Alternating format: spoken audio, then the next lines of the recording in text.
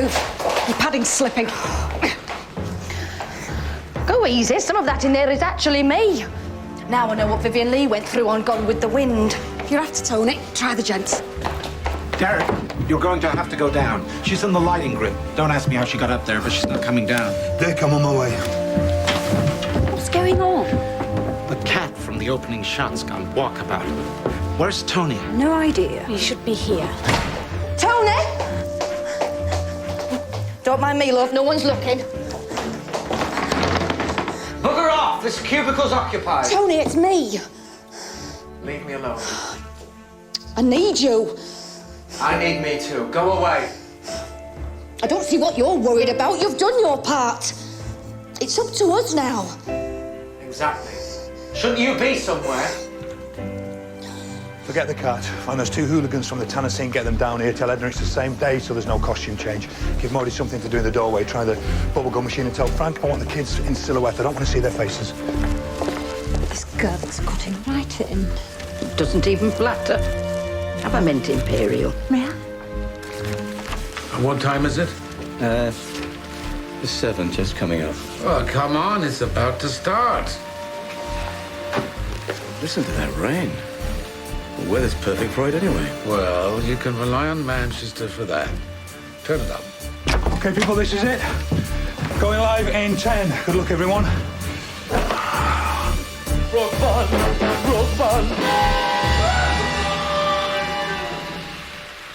From the north, this is Granada. Oh, well, I'm old enough to chick and old enough to rock the bar. Oh, well, I'm old enough to chick and old enough to rock the bar. I got on my swinging jeans and I'm looking for a dream 'cause I'm old enough to rock the bar.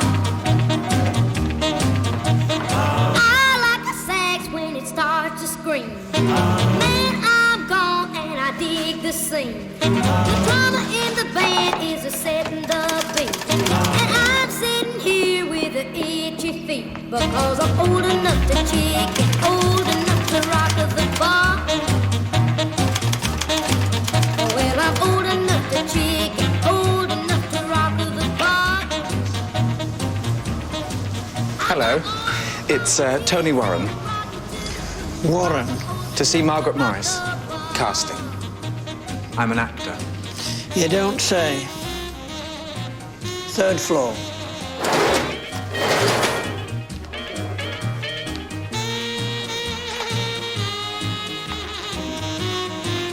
I'm sorry, darling. There's just nothing I can do about it. Thank you, Josie. You're quite right. I do the same. It's just the way we have to do it at Granada. Goodbye now. Sorry about that. Now, where were we? Well, you were killing my acting career. Tony, you have to be realistic. This is television. You've had a good run for your money, but you're at that awkward stage. Stick to radio, darling. You can be what you like there. I've had enough of radio. And anyway, I don't think they want me back. Well, I'm sorry. There's just nothing for you at the moment. Well, thank you for your time. It's a pity you're not a writer. They're crying out for them upstairs. Actually, I am a writer. I mean a script writer. So did I. Oh. Are you any good? No. I'm brilliant. Of course. My mistake. Well, there's a producer, Harry Elton. The Canadian Shadow Squad. That's the one. He's looking for northern writers to nurture. Excuse me.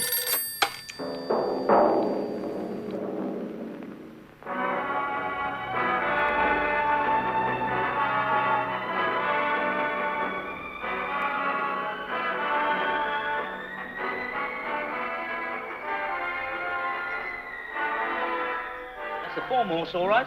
You ought to have 4. You ought to have half a stone in hand. Ought to. What happens if he loses? He can't lose, I tell you. He's a good one. Now, how much you going to have on it? Oh, well, half a crown each way. Half a crown each way, Paradise Law. Who's the bookie? Who's the bookie? I want to know if you want to know a I thing must like be that. mad. Just to be sure it's safe.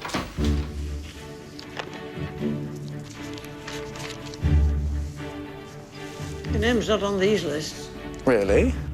Oh, well, it should be. Could you ring through to Mr. Elton's office? It's Tony Warren, the writer.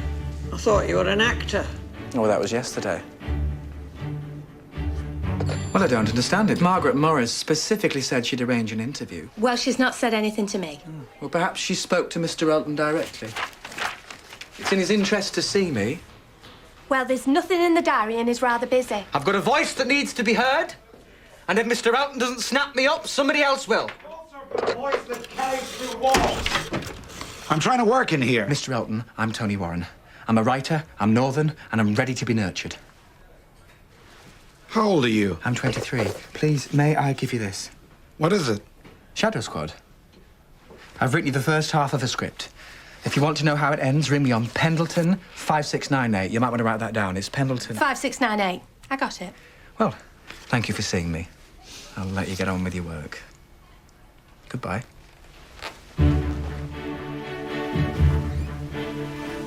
I'll take that from you. No, no.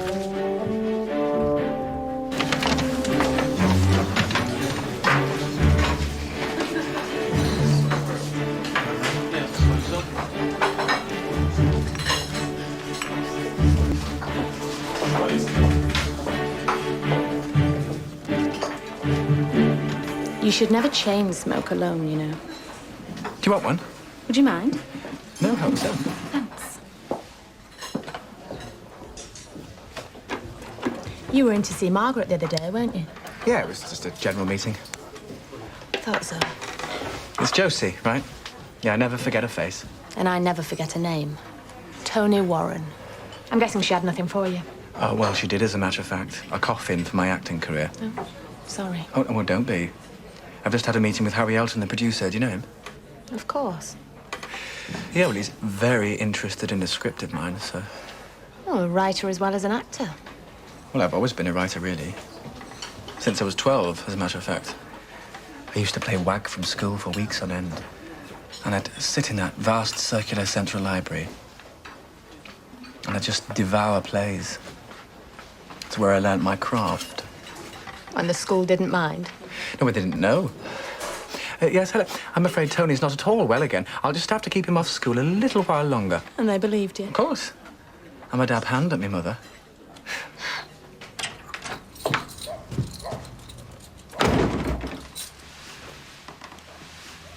Good God, Mother, whatever colour's that?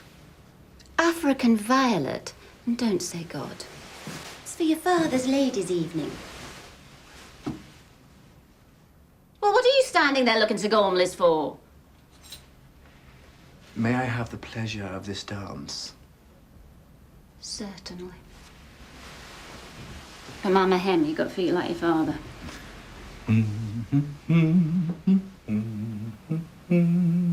I was wearing deep purple when I first met him. It was at the Langworthy Dance Studio. They used to put French chalk on the floor to give your feet a bit of extra zip. Oh, if I close my eyes, I can still picture it.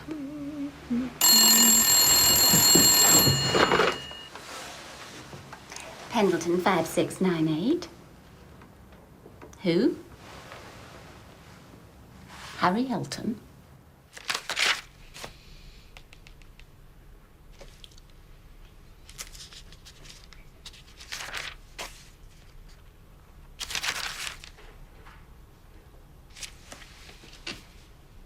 Well, he's pretty good. I'll give you that. Sorry, who is? Your father. Your father, the writer. My father's never written anything in his life. He imports fruit. No, I'm the writer. Really? Are you a drug addict? Certainly not. The story you've written, it's all about drug addiction. Yes, but I thought it was very Shadow Squad. See, it's all in the detail. Is it? Oh, yes, I'm very thorough when it comes to research. For instance, if I was to write something with a Canadian in it, I'd want to know exactly which province my character was born in, Ontario, for example, where he was educated, Detroit, perhaps, and if then he'd come to England, trained at RADA. Okay, you've done your homework. Well, I have to admit, I'm curious to see how it ends. Congratulations, Mr. Warren. You've just become Britain's youngest television scriptwriter. Liked it. I loved it. He wants me to finish it, and he's commissioned me to write another. I'm getting my own bloody office. Oh, Tony.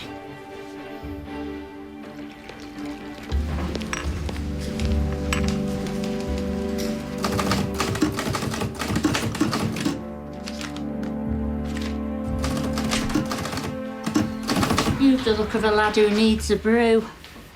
Thank you. Do you mind? No, help yourself.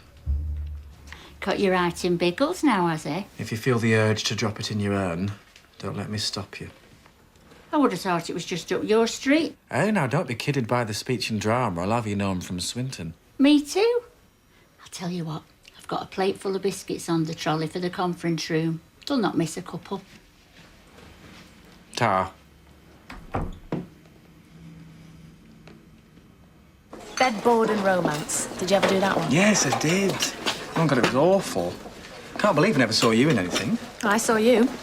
You didn't. I did. You were the Saxon Players, Hume Playhouse. You played two parts. A schoolboy and then a chairman of a board of school governors or something. You had hair full of white talcum powder. Goodbye, Mr. Chips. Well, I was rather good in that, don't you think? You were, but every time you moved your head, a little cloud of talc would float up around you.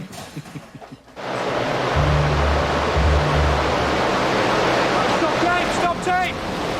This is really good. Cut the fan. Dickie, the goggles are not straight. Can we sort that out? More snow, guys. More snow. Very Ingrid Bergman.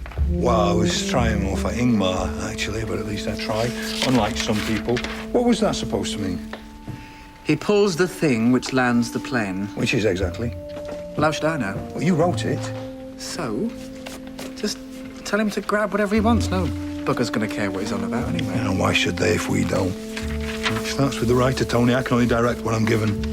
If it isn't true for you, what hope is there for the rest of us? On camera one, coming to two, please. More snow. Please, you've got to read this heading. I'm speaking to you. I'm speaking to you. You Sat don't up there. know what it's like. I'm down there in that office 12 hours a day. You asked He's for been that. up there since That's half past. exactly what you Won't mind, but I can't go to lunch till he comes down. You wanted to write Hey, that. he needs his legs smacking that one. I have had enough of Biggles and Ginger and all the bloody chums. There's people begging to write this stuff. Well, let them. But I'll tell you something, I'm not the only person who feels this way. We thought the whole point of a new channel was to be different, to do something new. I want to write something real. Something from the heart. Something with dirt under its fingernails. Do you understand what I mean? Please come down from there and we can talk about this properly. No. Not until you agree. Okay, I agree. Anything to get you down. Agree to what? To whatever you want, just come down. So you'll let me write what I want to write? What else can I do if anyone with an earshot is going to get any work done this afternoon? Can you hold these?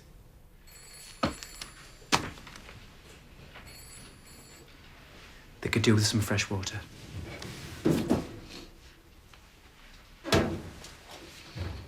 So you want to write about something real? Yes. About something I know. What do you know? Theatre. I can write about that. No, it's the kiss of death. What else? Well, I know about out there. I know about Manchester.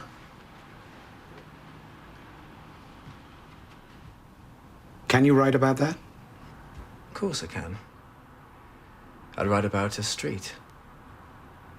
A real street out there. A back street terrace and all the people who live in it. How long will it take? Is tomorrow fast enough? Are you serious? Well, I've already written it in a way. You have a script? Well, I had a script.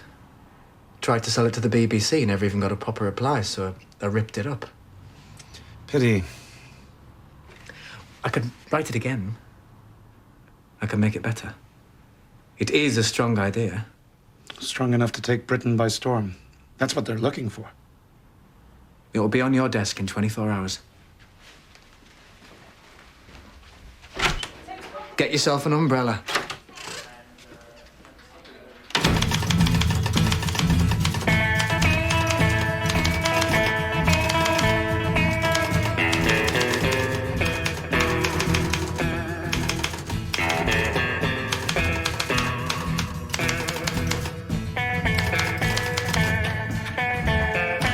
Morning, Jack. Morning.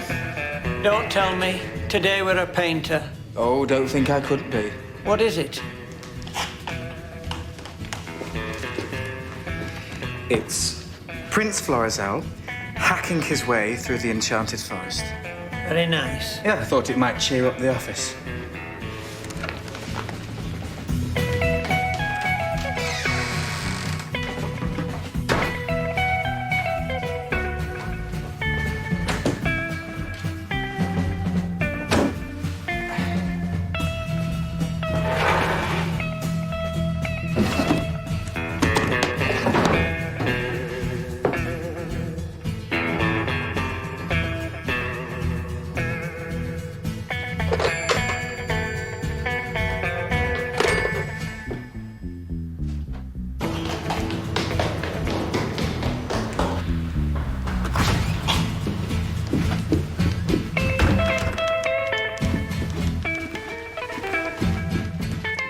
He hasn't read it. What do you mean he hasn't read it? It's the studio till late last night. Well, did he say anything when you gave it to him? Yes, he did, as a matter of fact. He said thank you. Oi! He's in a meeting on the 7th floor, then he has a lunch and he's casting at 2. All right. All right, I'm going. Love the hair today, by the way. Thank you. I'll let you know as soon as there's any news.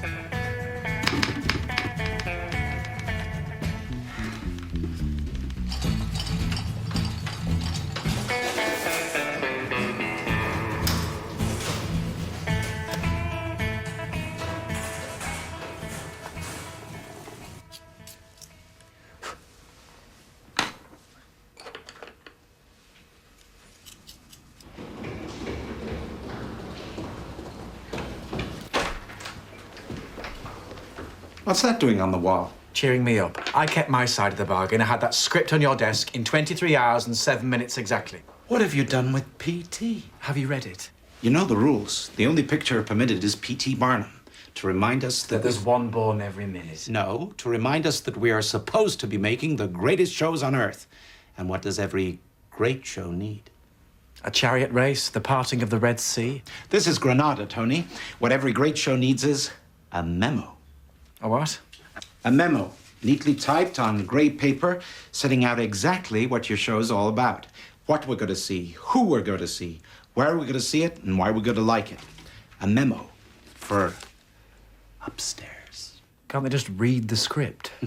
This is television, Tony. No one reads scripts. Where did you get the name from, by the way? Florizel Street? Yeah. It's from my head, like everything else. I'll be back in an hour. But did you like it? An hour. Read that bit back to me. 7 terraced houses, an outdoor beer licence, the back wall of a raincoat factory, the Glad Tidings Missions Hall, and a pub named the Rover's Return. You do realise this is supposed to be my lunch break? I need something before it. Tony, please. No, it has to be perfect. Right. A volume of unwritten rules. No, wait. A fascinating Freemasonry, why aren't you typing? A fascinating Freemasonry, a volume of unwritten rules. These are the driving forces behind working-class life on a street in the north of England.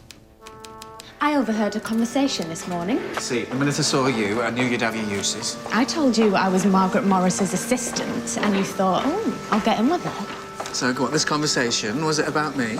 Not everything's always about you. But yeah, this time it was. Yeah, well, go on. Margaret Morris was talking to Harry, who's very excited about your script. And?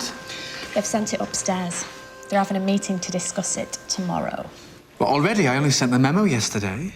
They obviously like it. I feel sick. Tony, you knew that Mr. Sidney would have to read it eventually. You can't order a paperclip without him knowing about it. Yeah, but Josie, Sidney Bernstein's worked with Chaplin and Hitchcock. And now he's working with Tony Warren. Don't worry, he will love it. We all love it. Morning, Jack. Morning, Mr. Sidney. Oh, Jack. Yes, Mr. Sidney? Do you mind if I ask you something? Certainly, Mr. Sidney. Do you ever repair your bicycle in the living room? No, Mr. Sidney, I can't say that I do. Thank you. Who wants to see a back street in the middle of nowhere? I drove in this morning from the airport, past beautiful houses. Houses with gardens, houses with television aerials. That's our audience, Harry, Granada Land. But every city has streets like this one, and every street has its Elsie Tanner and its Ina Sharples. This is television for everyone. Leave the privileged few to the BBC. Ina Sharples, that's the old lady, isn't it? Even her name sounds unpleasant. And that's exactly as it should be. Look at Dickens. He found the extraordinary in the ordinary. He celebrated the grotesque. And that's what we're supposed to be doing, is it? Celebrating the grotesque in show business, Harry. Our job is to entertain, to take people out of themselves. Now, Hitchcock, he used to say to me, Sidney, you know what drama is? Life with the boring bits Life with cut. the boring bits cut out, exactly. Now, what your writer seems to have done is to pick up all the boring bits and strung them together one after another.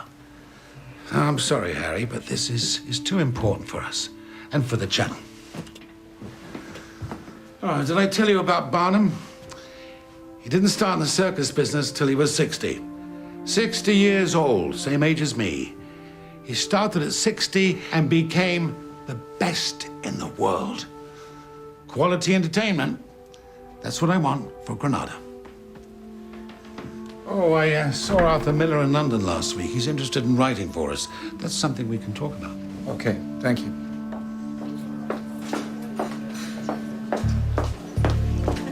Can I join you? Not much company. Get yourself a bowl of custard. Always cheers me up. Oh, come on, Tony, crack a smile, why don't you? What have I got to smile about? You falling at the first hurdle. Good job Harry's got more stamina. How do you mean? Everybody always says no to a great idea. Harry won't give up.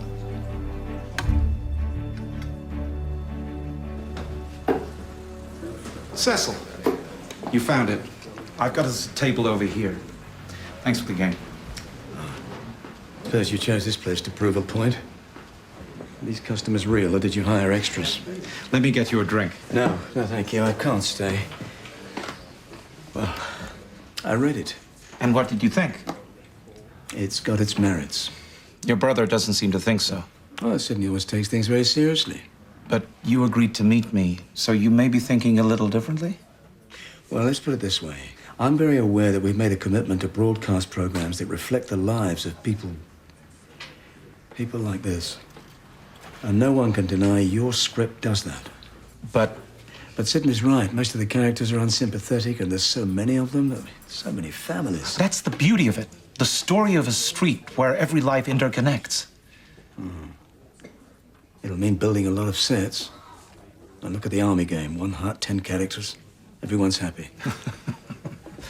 This young writer of yours, is he really 23? Yes. Meet him. He's extraordinary. No, that's all right. That's your department. Is he under contract? Yes. Will he listen to you? He wants to see it made.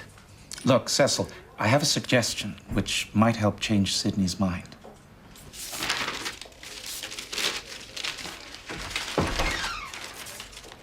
Oh, it's you. I don't see how you do any work in all this squalor. And now, don't be confused by the illusion of chaos. Everything has its place. So, I had to bribe Brenda the Beautiful, but I read your script. And? Masterpiece. Of course. Seriously, Tony, I love it. Who are they going to get to direct it? Well, I've asked for you, obviously. And Dennis Parkin to design. I need my support group. Perfect. And Brenda tells me upstairs aren't too happy? Yeah, they hate it, apparently. It's never going to happen. Let's talk about something else, please. Anything. Well, the writer's young. And he's on contract. For £30 a week, no matter how much he writes. And we'd be using local actors. So we'd be saving on travelling expenses, hotel bills. Well, is that a good enough reason to make a program? Well, it's consideration. I mean, so many shows have been going over budget. Look how much we spent bringing the Russian ballet over for Chelsea at 9. And now, Hewitt wants to take a film crew to Cuba to interview Batista. Oh, that I like. No, I know, Sydney. But like it or not, we have a commitment to make programs here in the North. Well, I know. Look, I'm not being unsympathetic, but a Manchester accent doesn't exactly lend itself to television. Nobody in London will know what's going on. I had to read the script 4 times myself before even I could understand it. Well, maybe we should stop reading it and listen to it. Harry's come up with a suggestion. He wants to get some actors together and do a dry run. Shoot a pilot. He's passionate about it, Sidney. And isn't that why we brought him over from Canada in the first place? Well, I thought we brought him over because he understood commercial television. Perhaps he does. You're the hero of the whole of the North, of everyone who's ever crossed a backyard at midnight and sat in an ice-cold lab seat. We're only talking a trial program, not for transmission. There's a few things I'd like to change. There's a couple of lines I don't like, and I'd like to change the outdoor beer licence to a corner shop. That way Flora can get done for selling firelighters after 7. And the Barlow should have 2 sons rather than Kenneth and Enid, because it's too much like Elsie having Dennis and Linda. Darling, it's all very well saying you don't want to look in London, but that's where everybody is. I'm not saying we won't look in the north. Of course we will. We're not going to London. Tony, they're actors. You, of all people, should know that. They can act it. No, they'll try, but the viewers will always sniff out an imposter. We need Salford and Manchester, Lancashire at a push. Well, I thought I'd start a Bible. In the beginning was the word. I'll write down the names of every northern actor who's ever trod the boards. I'll start with Dora and Thora. What, Thora Head? We can't afford her, can we? We can't afford Dora Bryan either. But if we're doing this list, we're doing it properly. No fancy curtains. Elsie Tanner has peeling paintwork on her front door. It probably hasn't seen a lick of paint for 15 years. The Barlows are very house-proud, so clean lace curtains. Oh, and a pot vase in front of them, looking out onto the street. But nothing fancy, though, because he's only got a postman's wage. Milk bottles on every doorstep, mainly 2, but Mr. Tatlock lives on his own, so he'll just have the 1. Which one does he live at? Yeah, well, at the moment, number 3, but I'm thinking of swapping him with the Barlows because I don't think Ida Barlow would ever live next to a public house. And you want cobbles? Of course I want cobbles. Get yourself a stencil set. No, never. He's a possible Jack Walker. No. She's worth seeing. He's got a lisp. Have you found Doris yet? Who? Doris Speed. We did Children's Hour together on the radio. She's given up the business. I haven't heard of her for years. And who is she for? Annie Walker, she's perfect. Right, I'll track her down. He's a possible Kenneth Barlow. Why, what's so funny? It's a bit like you. You don't want to blame yourself, do you? No. You can't sit both sides of the desk. Only asking. Remind me again of that Elsie Tanner description. Mid-40s. Battered remains of looks and figure. No, don't worry. We'll know her when we see her. We made a decision, Margaret. We made a decision together to only see northern actors. Tony! What are you looking at? Send the next one in.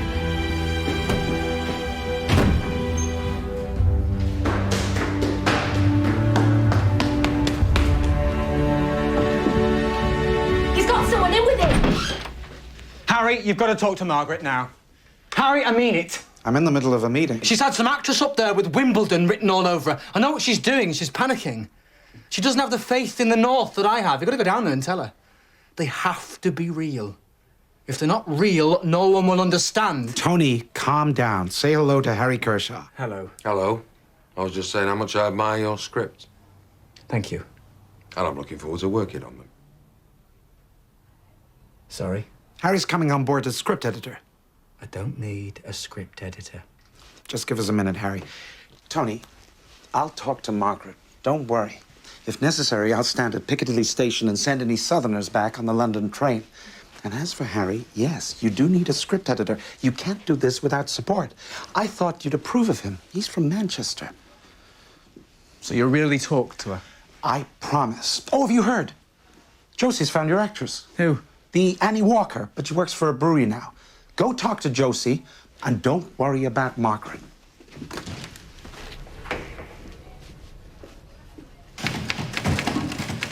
No, Valerie, we leave 2 spaces after a full stop. Didn't they teach you anything at that secretarial college?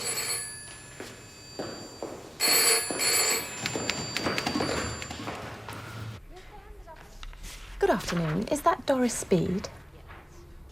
Who is speaking, please? I was wondering if you could come in for an audition.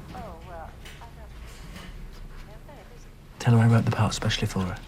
The writer has created the part especially for you. Tony Warren? She's never heard of you. Try Tony Simpson. It's my real name. Does the name Tony Simpson mean anything to you? Oh, dear. Indeed it does. The little boy who never stopped talking. Yes, that'll be him. What's she saying? Well, he's a writer now, and he barely talks at all. He has written the most perfect part for you. Can't for the life of me think why. Television, did you say? Yes. It's gone to all that trouble. I suppose it'd be rude of me not to come. Miss Speed, could you step in here? Certainly, Mr. Henley. I'm just on the phone to the accounts department. Won't be a moment. When did you say you wanted to see me, dear? Thursday? 4? I need to have some of the exterior, even if it's just outside of the door in the backing flat. I wanted to make a... Derek! Derek! Bam, we suddenly see this guy that we've not met. Derek! Wait a minute. I'll catch you up, okay? This Florizel Street. Yes? It's really about a back street in Salford with ordinary families. Absolutely. I've never dressed anything like it. I don't know where to start. I thought it would be easy enough. Just put them in ordinary clothes. I run a costume department. We don't have clothes, we have costumes. But never let it be said that Edna Walker doesn't rise to a challenge. If you want ordinary, ordinary's what you'll get. Would you like to take it from the top of page 21, please, Mr. Speed? I'll be reading Jack for you. Where's my clean shirt? Where do you think it is? It's on the bed.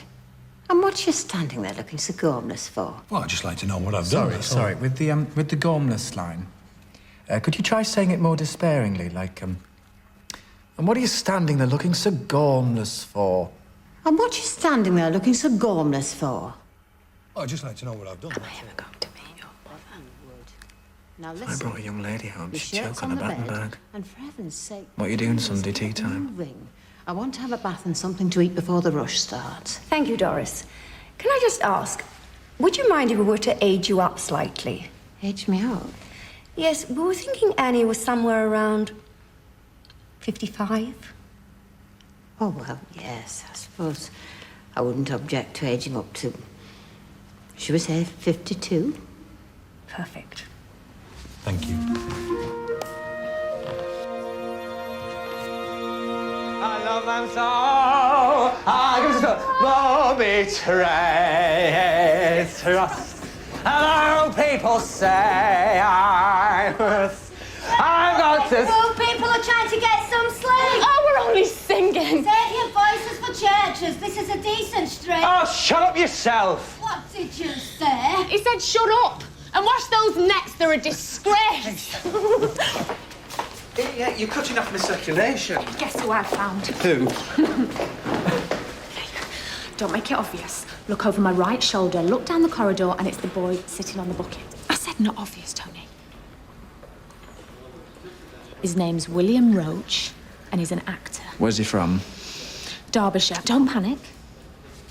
He's not bad. In fact, he's a bit of a dish. And don't get too excited. I don't think you're back for the same team. Oh, he's not my type. He's not muscular enough. Kenneth Barlow doesn't have muscles, though, does he? No, yes, yeah, you're quite right. It's definitely a bucket. Hello, I'm Josie from casting. I don't think we've met. It's William, isn't it? Yes. Have you got a minute? Oh, absolutely, yes. How's that play going?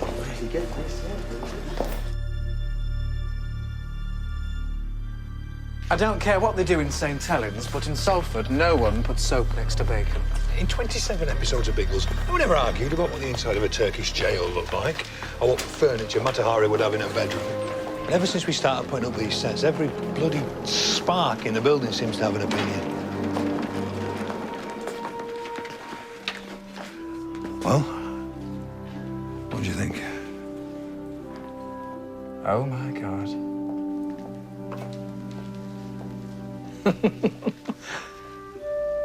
Oh, it's Elsie's.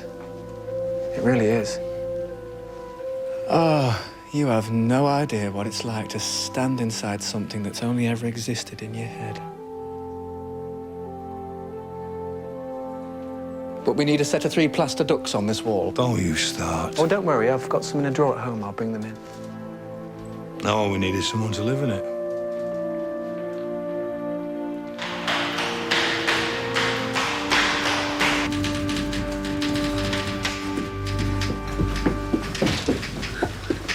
Bloody hellfire, am I too late? I thought I wouldn't chance the train, so I got my fella to drive me.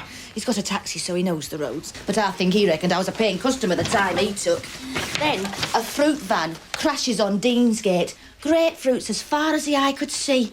It's always a case, isn't it, when you're in a hurry? Oh, and then to top it all, I think I twanged one of my stockings on a door back there. Pat Phoenix, here's my pictures. Oh, you were meant to be here an hour ago. I know, I told Bill. I said, I've done it quicker on a tandem. I'll just sit over here, shall I? Sorry, what's the part? Oh. Elsie Tanner. Right, thank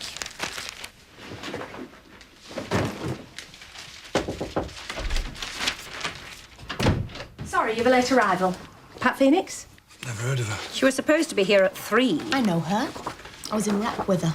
But her name was Pat Pilkington, then. Have a look, please. Oh, she was called Frederica Pilkington. I saw her play the Wicked Queen in Snow White. Oh, this is Patricia Dean. I've auditioned her before. She's too young for Elsie. Well, I thought we were supposed to finish at 5. Shall I send her away? No, tell her to wait. Sorry, I wasn't sure if I should come in or not. Come in. Right. Just get myself sorted. Well, she's not changed. And she used to do this thing where she'd cut the ends of her bras off, so underneath her costume her nipples showed. Oh, I love her already. I wonder if she does it for auditions. Right. How do you want me? Take a seat, please. Josie. Hello, Pat. What happened to Pilkington? Oh, too much of a mouthful. I am now Patricia Phoenix, rising from the flames. The bird that burned its bum. Patricia, please, can we have a look at scene 2? Call me Pat. Pat. Any questions about Elsie? I take it she's mutton, is she? Dressed as lamb?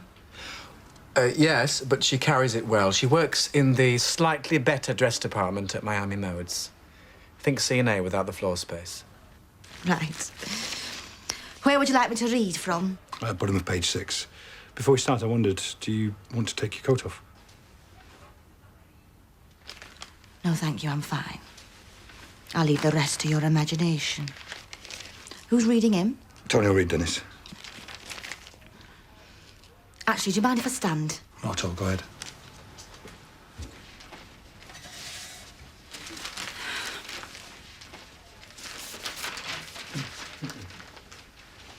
Right. Come on, Dennis Tanner, where is it? Where's what? Don't try coming the innocent with me, you know as well as I do. I don't know what you're talking about. 2 shillings gone out of my purse. That's what I'm talking about. Well, what are you looking at me for? It's nothing to do with me. Oh, I suppose some Mayfair cat burglar called in and nicked it. Funny, eh? Now, let's get this straight. Not an hour ago, you asked me for 2 bob for cigarettes. And you wouldn't give it me, we know. So you stooped to going in a lady's handbag? Just listen it. A lady, is that what you crack on you are these days? Fine son. A fine son you are. That tongue of yours will get you on one of these days. Oh, give over. You've lost 2 bob. I don't know what it is. What am I supposed to do about it? Get work. Get work. That's what you're supposed to do about it. Oh, change the record, will you? Did you go down to the Labour today? No, I'm not due till tomorrow. You know what your trouble is, don't you? You just don't want work. Oh, just drop it, will you? No, I won't. Every time I try to... Oh, you know as well as I do why I can't get a job. You've been out to that place 7 weeks now. Oh, no, don't let's wrap it up. If you mean prison, say it. Everyone else does. You can't go on like this. And what am I supposed to do? Just tell me that. Why did it have to be me that had to have a son like you? I suppose you'd rather have me like Kenneth Barlow at number 3. And what's wrong with him? And let me tell you something, he'll have no trouble getting a job because he's got it up here in the upper story and that's where it counts. I sometimes wish we were more like them Barlows. At least they're not grabbing all the time.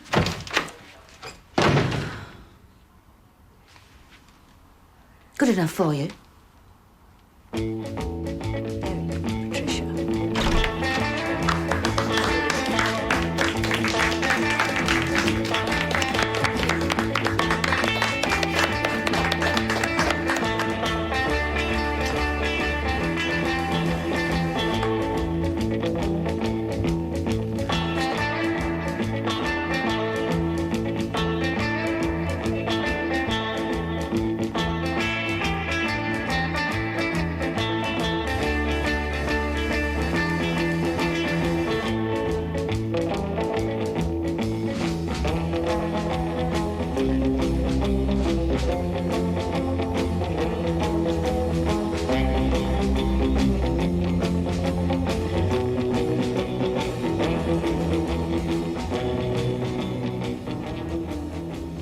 Just pick one. None of them are right. Ina is a 70-year-old woman with the vitality of a girl of 17. We've seen nearly 50 actresses, and after everyone has trudged out of the door, you've had that look on your face. What look? You know what look.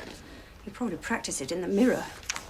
Tony, you're choosing an actress, not somebody to spend the rest of your life with. Look, Tony, we know none of them are perfect, but we start rehearsing the dry run tomorrow. We need an Ina. We need her now. Fine. She's the best of the bunch. Excuse me, Pet. I'm after Florizel Street rehearsal room. Oh, it's right here. Are you, Nita Valerie, well recognised. I'm playing Ina Sharp. Thank God, we're just about to start. Follow me. Oh, it's like a maze, this place. I've been all We're over. following the same schedule as a live show. We have 2 days rehearsal in here, 1 day in the studio, and then on Friday we record as though it were the live show. So sorry, everybody. Nita Valerie playing Ina. Take a seat, please, Nita. Here, Right, so, where was I? Yes, transmission. We will be recording as if it were a live... Ever so. Sorry.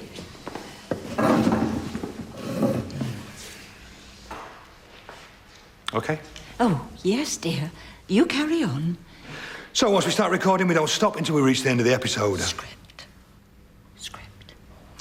Dorius, are you in this? Yes, dear. We're all in this. Right, so I want everybody off book by the producer's run. No exceptions. It's no worse than when you're working in rep. And at least you can forget the lines the minute you've said them. Ladies and gentlemen, would you please gather around and have a look at Dennis Parkin's beautiful set?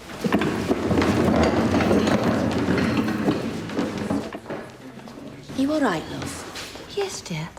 I've just got rather used to radio where one doesn't actually learn the lines. Doris, Pat. Right. Here it is. It's Florizel Street. This is Rover's return. Elsie Tanner's living room. Florizel. I beg your pardon?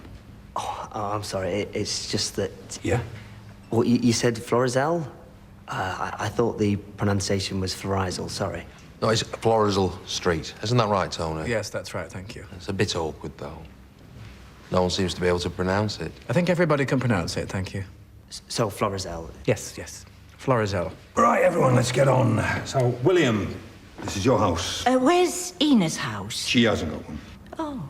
She lives in the Mission Hall in the vestry, but we don't go there in these 2 episodes. We'll go there in episode 3. Well, I thought we were only making 2. We are for this dry run, but if it works, we'll keep going. Great. So,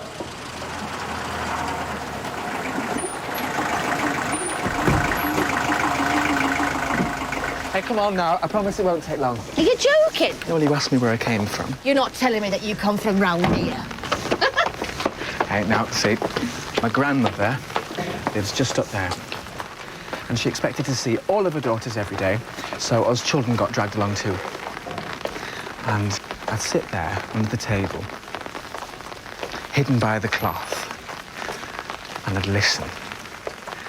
See, that's where I learned that women's speech patterns are quite different to men's. All those aunties, and there was just me and my granddad, and my Uncle Jim, the singing waiter. And my grandmother would sit there, one daughter black lead in the grate, another up on a chair hanging the curtains, and my poor mother cleaning the brasses. And she'd turn to me and she'd say, hey, never get old, our Tony. No bugger loves you when you're old. I'll love you when you're old. Don't you worry. Voices telling stories, that's all any of us can hope to be. But it's your voice, Tony. And that's all that matters. Is it? I just kept my ears open, that's all. No. You've made something that everyone can hear. Something that belongs to you. And if any bugger tries to take it from you, I'll scratch their eyes out. It's like my sister's husband. He were made head of plumbing in the place where they live. It gave her ideas. She said to him, we're civic dignitaries now. We'll have to head to the church. Oh, sorry, love. Just a suggestion. The last time I played an old dear like this, I took my teeth out. What do you reckon? Yeah, I suppose it's worth a try. You're taking it in your stride. Sorry, dear, am I putting you off? I find this sitting the head much easier if I'm doing something with my fingers at the same time. I did a television play here just a couple of weeks back. I was lucky enough to get the lead, but film is my main passion. The other thing I was thinking was, how do you feel about a little dog? It could give me a nice bit of business. Put a little neckerchief on it. The audience would love it. Can we take 5 minutes, please, everyone? Thank you, Betty. Yeah, I'll have a think about it. I think it's really coming on. I do. My agent in London... Have you got a London agent? No, as a matter of fact. No. Oh, you should definitely get one. Well, he says everything's quiet on the film front at the moment, so I thought, why not? It's only a week. What harm can that do? Tony, love. Yes. Sorry, but do I really need to say that line? Well... Because I can convey the meaning without it. Well, try without it, then. Thank you, dear. Who knew you'd turn into such a good writer? C7, the Barlow's living room. William, that means you. Oh, excuse me. I know that this is a hard schedule for all of us, but what you've shown me here today is so much more than I ever could have hoped for. I'll try to find the truth in each character. Try to find the soul that Tony has already given you the key to. And above all, I need those lines word perfect for the dress rehearsal tomorrow. Okay, thank you, everybody. Thank you. See you tomorrow, same time.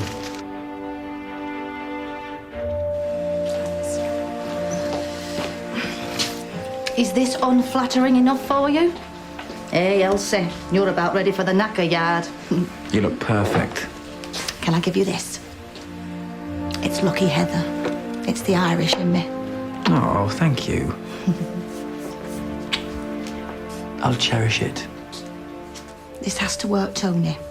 Not just for you, for all of us. Stand by, studio. Stand by, Telecine. On camera 3, coming to 2, captions on 1. Roll Telecine. I'll give you the cut to camera 2. Stand by, everyone. Enjoy. And 5, 4, 3, 2, 1, and... There would be a theme tune, of course, something brass, power with a touch of melancholy. Well, thank you, Harry. Appreciate all your good work. But I'd like to say that at this point I haven't formed an opinion. But I'd like to hear if anyone else has anything they'd like to say. Walter? Well, I'm sorry, Harry, but there isn't a single thing I like about it.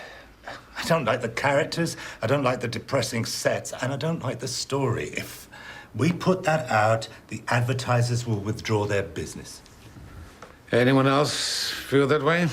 Perhaps it could be rewritten as a comedy. Don't think of it as a comedy or a drama, although it's capable of being both. Think of it like Dickens' Household Words, a weekly story that could grip the whole country, like soap operas in the States. But soap operas go out in daytime, and there's a reason for that. They're watched by a few housewives and some hospital patients. That's not true. Cecil? As you know, I think the idea's good. But the North Country accent's the language of comedy. It's never taken seriously. Ina Sharples, is she meant to be funny? Look, this was a tryout.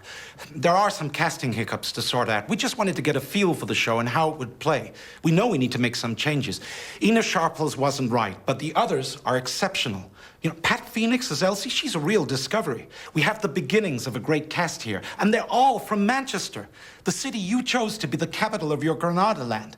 This is a chance to open the viewer's eyes to the real North. What's the point of being in Manchester at all if you can't tell its story? Harry, please. Look, I'm sorry, Cecil, but I think this is important. You asked for quality. Rare quality. Well, that's what I'm offering you, a program of rare quality. Thank you, Harry. Anyone else?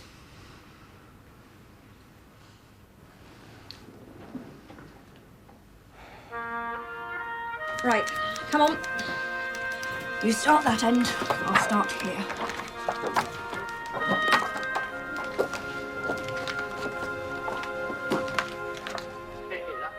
Chicken the devil. That's his own life, isn't it? Go on, that's right. Go on, gang up on me. As per usual. Hiya, Pet. Got any cups need collecting? Just the one, Agnes. All right, then go on, blame me. Thanks, though. What's this? It's a pilot. When's it going out? It's not.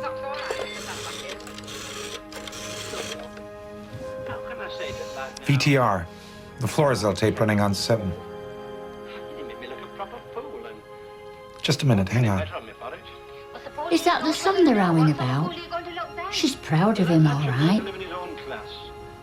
We've got the same clock in our parlour. Sorry, Jim, just keep it running. That's right, love. You tell him it's your money.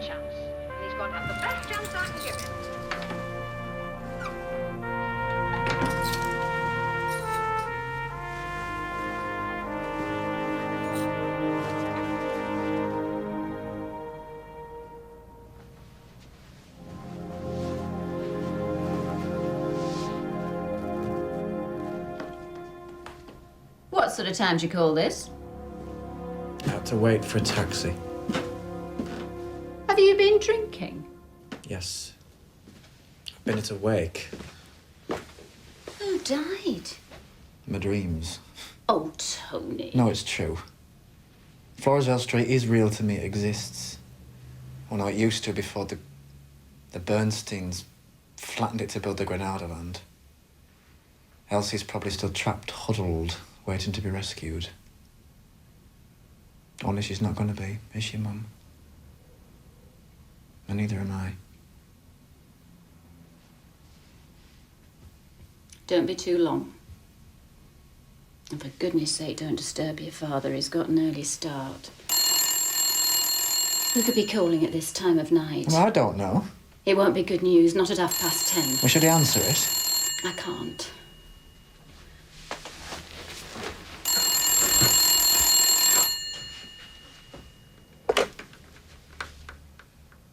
Pendleton 5698. Who is it? No, it's all right. It's my boss. Well, you can tell him from me. I don't know how they carry on in Canada, but this is England and nobody uses the telephone past 10 o'clock. Yes, I know it's late, but I've got an idea. I think you're gonna like it.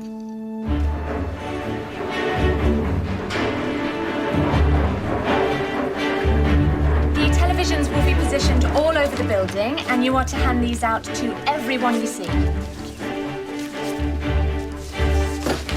It's lunchtime. What? All lunchtime? If you don't mind. Well, it's coming to something when a person's expected to give up their lunch. Florizel Street. Yeah? Oh, it's okay, girls. It's that show they wanted ordinary clothes for. The first Granada programme where the costumes came exclusively from Berry Market. Ah, you'll love it. See you later, ladies. It's not lunchtime yet. Come on.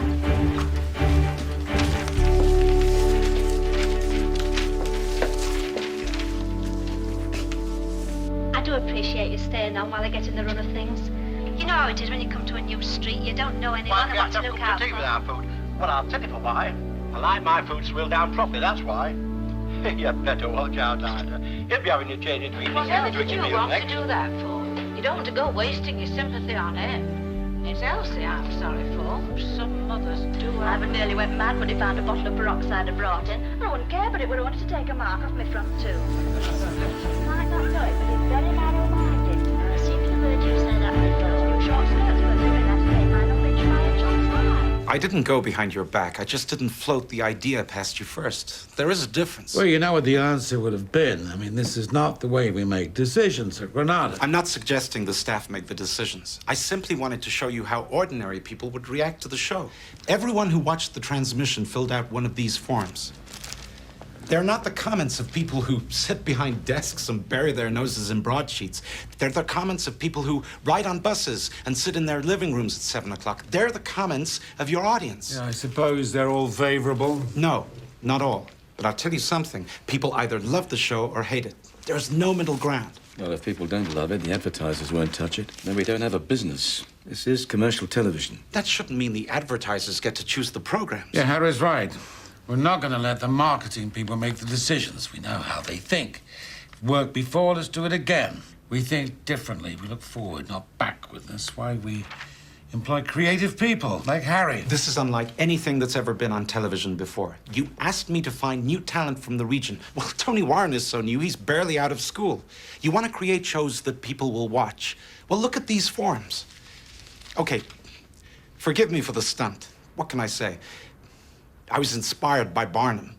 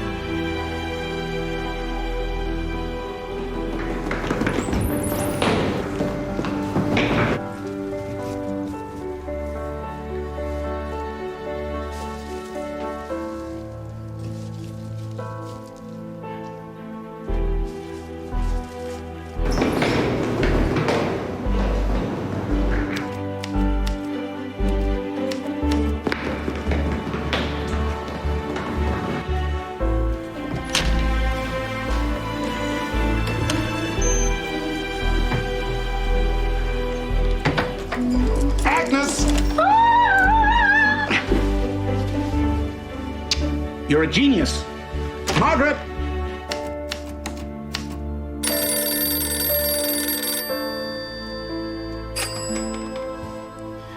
Yes. Well, what for? What now?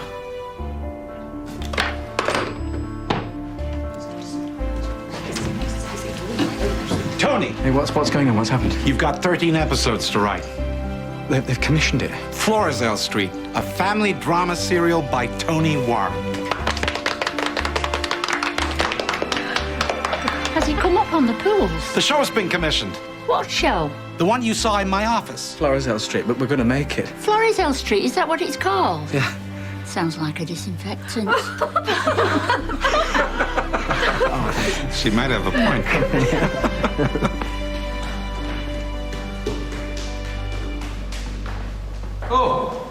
I believe congratulations are in order. Thank you. Bloody great. 13 episodes. That's a lot to write, mind. Oh, well, I'm very quick. I've already written the first 4. The rest are in me head. Right. Only I was thinking of asking Harry if I could have a crack at a couple. Jump on the bandwagon, so to speak. Just to help out, like. That won't be necessary. Come on, Tony. No one can write 13 episodes straight off. It's impossible. Watch me. Keeping that title, then? Yes! No, sir, I won't listen to this. It's defeatist, that's what it is. Ina is alive out there somewhere. Well, if she is, she's doing a bloody good job at playing hide and seek. Look, she's a standalone character. She hasn't got a family or work colleagues. She could be cut. Ina Sharples is Florizel Street. If you haven't understood that, then you haven't understood anything. I do understand, but... Tony, you've created a part that's impossible to play. Actresses in their 70s just don't have the energy. You stand on any street corner in Salford and you'll find a dozen Inas. You're just not looking in the right place. Don't tell me where to look. Have you any idea what it's meant to me casting this show? Taking on actors who I've respected for years, but never had the chance to give them their break. The look of delight on their faces when they realise it's more than ordering a pint or serving in a shop. I've done everything humanly possible to accommodate you, Tony. You brought in London actors. Because it's my job to find the best possible actor for each role. No one is saying any of this lightly, Tony. We've tried everyone. No one is right. Do you want to bring Nita back? No. No, she's very funny, but she's not Ina Sharples. Believe me, Tony, I wanted to find Ina as much as you did.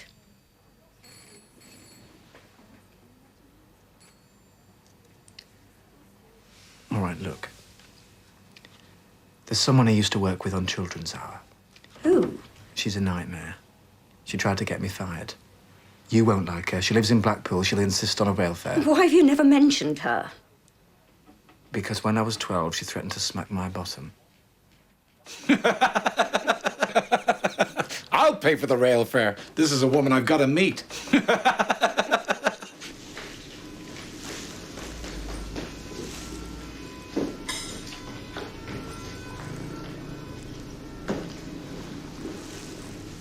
Can I help you?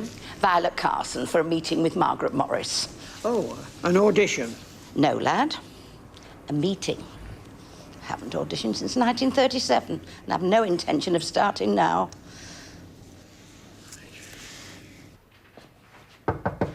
Yes.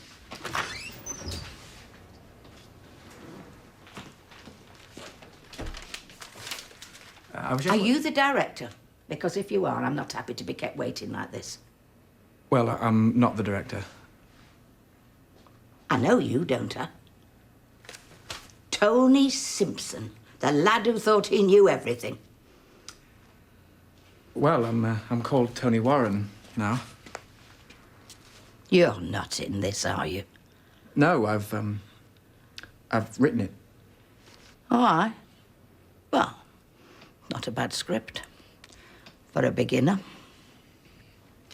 I thought it might help if we have a little chat about Ina. Save your breath. I know all about Ina Sharples. She's just a backstreet bitch, isn't she?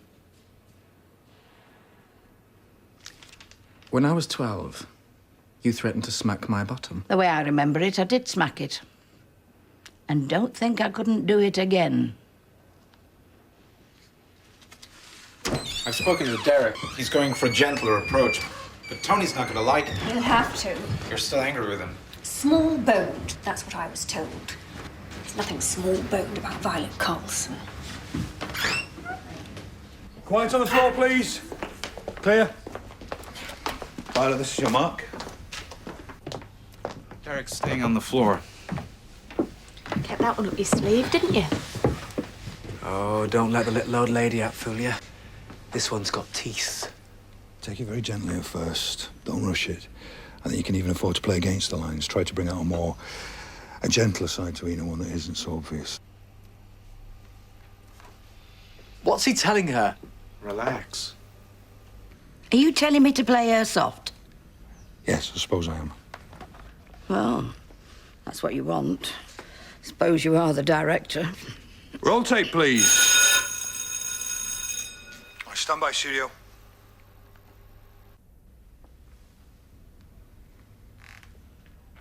You tried to tell me to begin, lad? Well, you only had to ask. Where are you being buried? I've not given it much thought. Well, you should. But think on you don't go to that crematorium down the road. As the coffin rolls away, they play Moonlight and Roses. I spoke to the superintendent personally, and he said, that's not Moonlight and Roses, that's Andantina. So I said, Andantina or no Andantina, I'm rolling away to Crimond. Are those fancies today's? Yes. I'll take half a dozen and no eclairs. You're from Esmeralda Street, aren't you? OK, let's hold it there, please.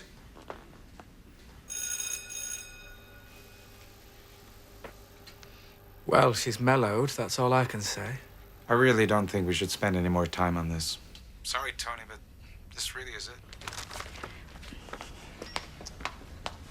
Excuse me, Tony Simpson, or whatever it is you're calling yourself these days. Can you hear me? Yes, I can hear you. Can I do it again, as I think it should be done? Tell her yes. Tell her yes. They're saying yes, please. Right. OK, let's go again. Roll tape, please.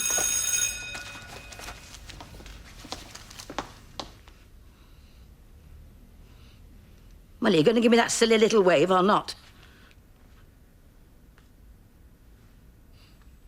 Where are you being buried? I've not given it much thought. Well, you should. But think on you don't go to that crematorium down road. As the coffin rolls away, they play Moonlight and Roses. Oh, I spoke to the superintendent particular. He said, Moonlight and Roses, that's not Moonlight and Roses, that's Andantina. I said, Andantina or no Andantina, I'm rolling away to Crimond. Are them fancies today's? I'll take half a dozen and no eclairs. I said, no eclairs. You're from Esmeralda Street, aren't you? And weren't you on the bar at the Farriers? What are you looking like that for? She's very good. You got any kids? No. Better off without them. A bottle of bleach. She's perfect. More trouble than there were. So why are you still wearing that Esmeralda face? Street, eh?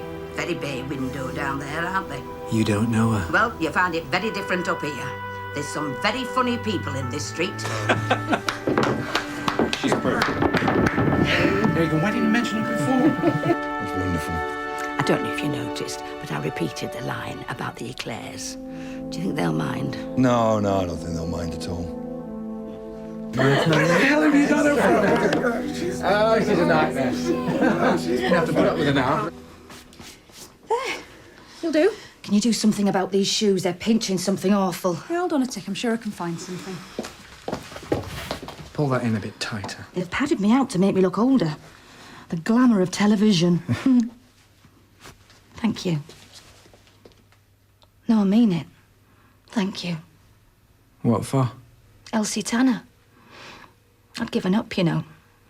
I pretty well swore to myself I was never going to another bloody audition. Had 'em up to here. Come in, flash your tits, piss off, it's no life. Well, why did you come in then? Let's just say I've always been open to persuasion.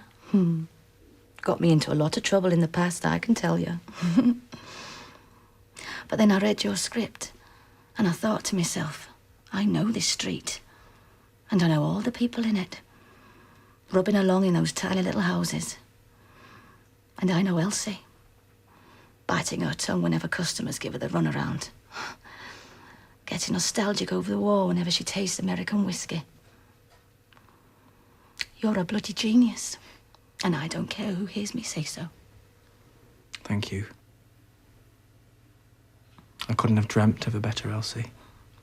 I tell you what, how about you and me go down to the Union on the canal and have a drink? How do you know about the Union? I know all sorts. You can be yourself round me. And you round me. Let's see if either of these fit the bill. All right, I give up. Change it. You've never liked it. No one knows what it means. It doesn't mean anything. Look, I've been here 11 hours today. I've got 6 more scripts to write. I can't close my eyes without Annie Walker doing the foxtrot with P.T. Barnum. And now you want me to conjure up a title out of thin bloody air? Well, I can't do it. Well, don't. We'll do it. We'll think of one. Something simple. Go home, get some rest. Well, if you want simple, you've got Mafeking, Victory, Coronation or Jubilee. No battles. Well, that leaves 2. Take your pick.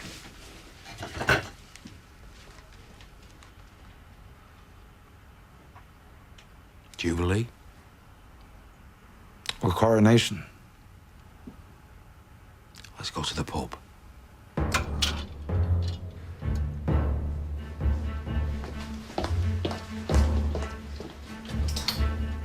No expense spared, I see.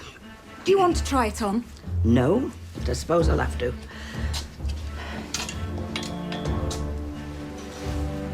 What is that smell?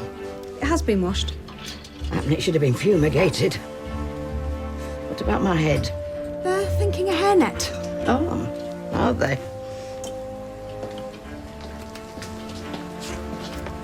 I was so pleased you'd agreed to join us again, William. Oh, well, it's only 13 episodes, isn't it? So lucky for us that we get to work with you before you make it big in the pictures. Excuse me. This is a woman who's buried children, watched her man beg for work, and still gets down on her knees every night to pray. Good. Well, makeup won't you first? They can want. There's no powder or rouge touching this face. If it's good enough for God, it's good enough for Granada. Camera 3, are you all right on the move after shot 7? If not, camera 2 can take that last close-up. Yeah? Right, do that then. Derek, you're going to have to go down. She's in the lighting grid. Don't ask me how she got up there.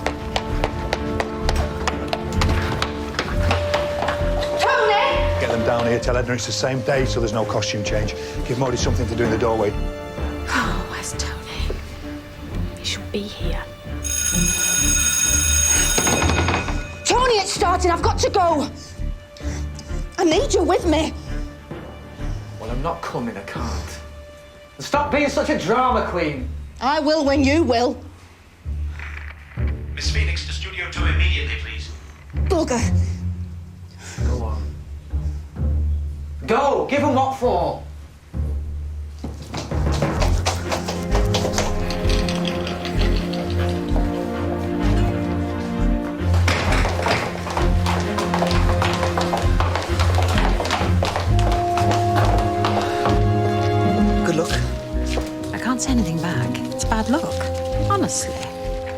Shouldn't you be on your own set? Oh, yeah, of course. Well, sorry. Did you see the dress rehearsal? Some of it. It's different. Well, it's nothing like anything the BBC's got, that's for sure. And the new name is better, more authority. Let's hope the audience agree.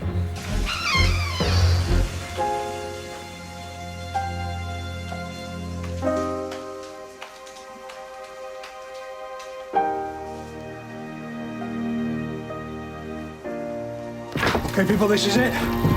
Going live in 10. Break a leg, everyone.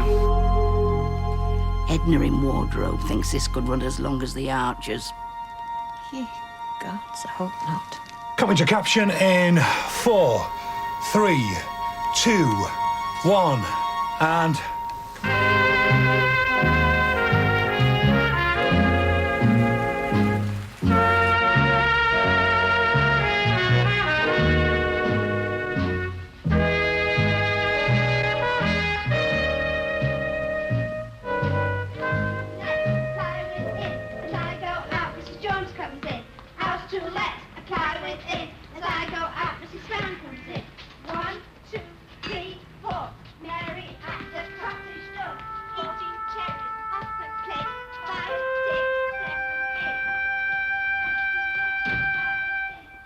The next thing you've got to do is to get a sign writer in. That thing above the door will have to be changed. Funny having my name over my own shop. Florrie Linley, licensed Florence, you mean? Hey? Well, that's your real name, isn't it?